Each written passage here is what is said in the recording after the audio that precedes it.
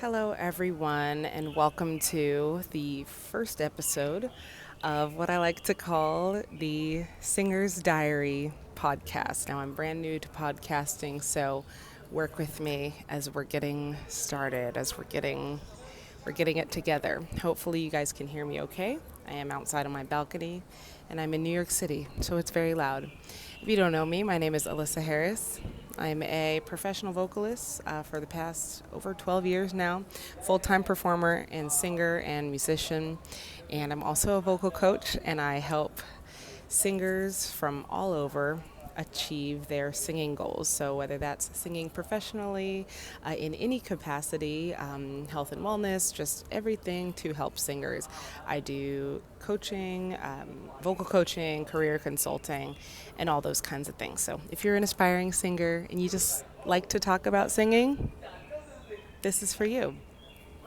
So, episode one, discoveries about memorizing lyrics, singing from the heart, and working with new people. Those are the topics of today's video slash podcast. And I wrote it all out. So, if you want to listen to this podcast style, you can, throw on your headphones and go clean the house or something, because I'm reading from what I wrote. So, this is a part of my reflection on the week that I've had working and performing. So I performed an Amy Winehouse tribute concert this week, and this particular concert was produced by a company that puts on all kinds of events all over the world. And I've done a few concerts with them before, but Thursday was my very first one that I've done since moving to New York City. So that was really exciting, of course. The show went really well, and there was a fantastic turnout for both performances, the 6:30 and the 9:30 show. Both shows were about an hour each. And for these concerts, it's basically a tribute show. So the vocalist is singing covers and bantering with the audience about the music and about the artist, etc.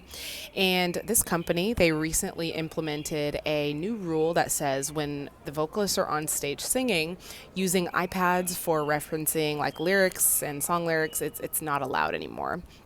So I guess they were having issues with singers going on stage and being like glued to the iPad and reading word for word, and so they just banned it, and they were like, you can't use it anymore. Everything has to be fully memorized. Everything has to be up here from now on. So when I learned that, it kind of freaked me out, because whenever I perform, even if I know the song super well, I like to have the iPad. I sometimes like to have the lyrics there just in case. I know it's kind of like a security blanket. It's like it's just there.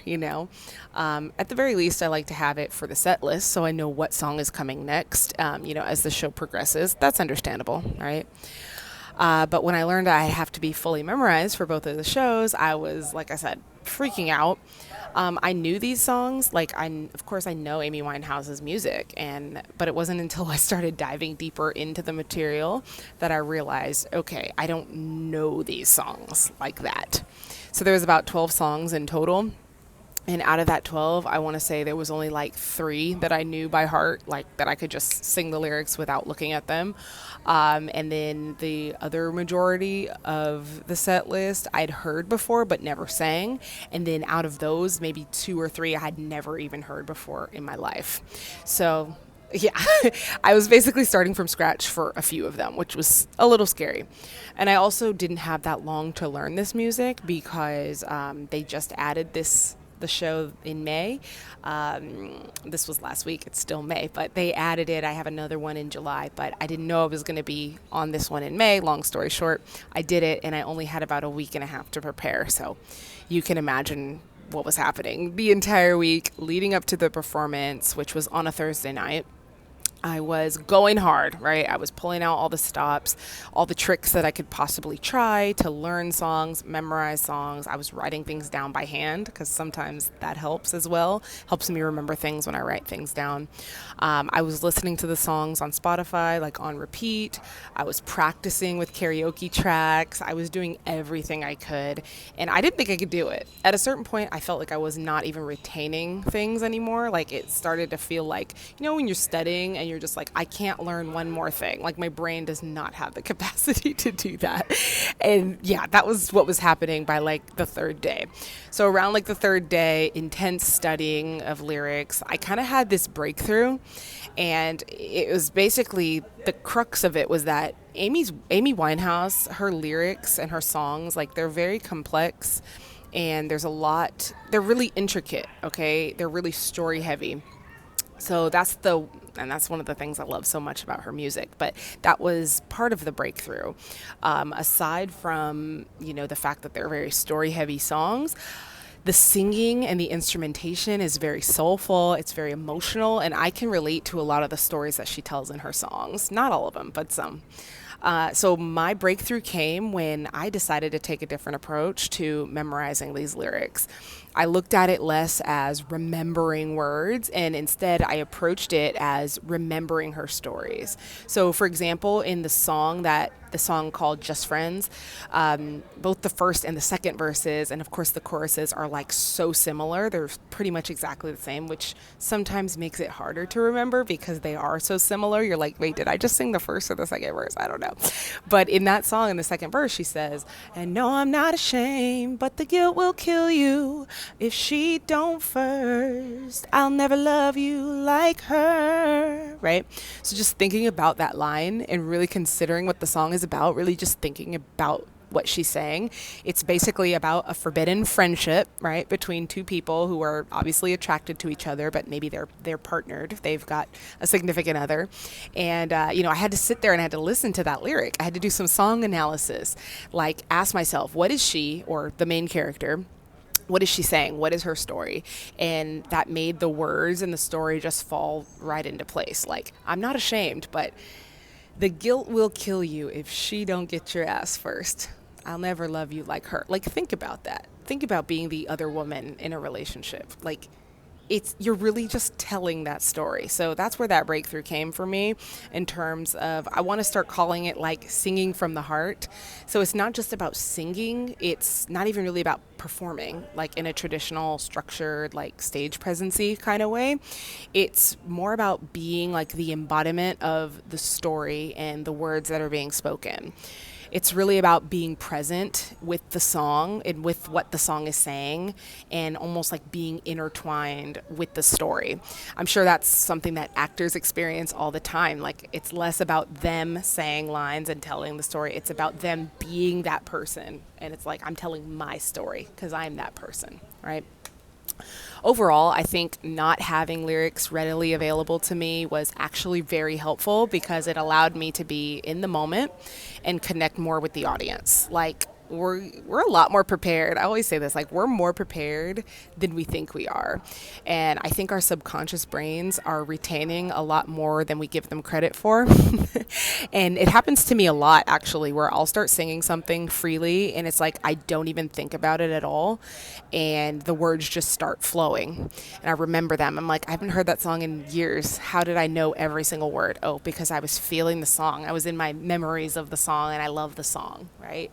It happens to me all the time. I'm sure it's happened to you too. So I would recommend if you're a singer and you like, let's say you sing for a band or you sing solo and you have, lyrics on stage, I would recommend to try and memorize as much as you can. It's not saying that you can't have the iPad there, like for safety or just for reference, but try to get as much off of the page as you can because it levels up your performance, not just on your end as the performer, but also it like helps you connect with the audience like that much more. It's really, really amazing how your performance can really kind of come to life when you're not glued to the page like that. So I don't know. It's never happened to me. I've never sat there and forgot words on stage, but it's kind of like an irrational fear. I don't know if anyone else has experienced that before. It's an irrational fear of mine, I think. So the second thing I experienced this week at work that I wanted to talk with you about was about working with new people.